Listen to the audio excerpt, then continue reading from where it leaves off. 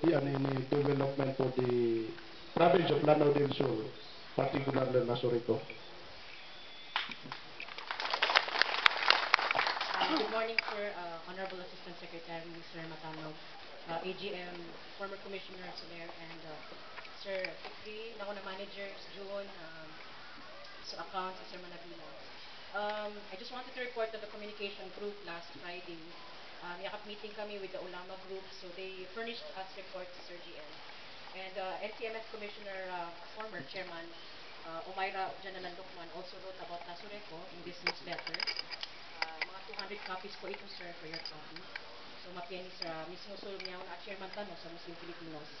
Si Umira Dienalan na niya kasulat about Lasureco, and I quote her, "Under the new management of Lasureco, while we cross our fingers, we implore the guidance and mercy of Allah, Azza wa Jal, for the best to come to alleviate our plight with excellent power supply, good management and governance that is Islamically Allah-fearing.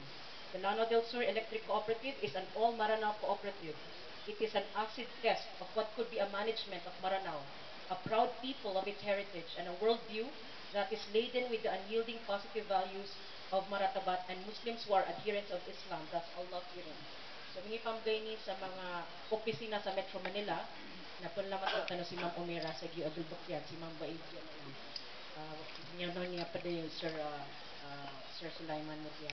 And then, of course, we'd like to acknowledge, sir, this month, after 7 months, or 7th month na natin, we'd like to congratulate the accounts team. We received some information from them that we have surpassed 2 million of last month, 14.3 million. So, palakpakan natin, sir, yung account.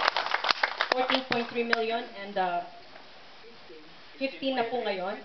And under the Maungko administration, 15 is the highest. Correct? So, congratulations, sirs. Dapat po malaman ito. And we are recommending, sir, to the management to recognize ang May Pakpak Medical Center upon the recommendation of some of your finance people and the city government of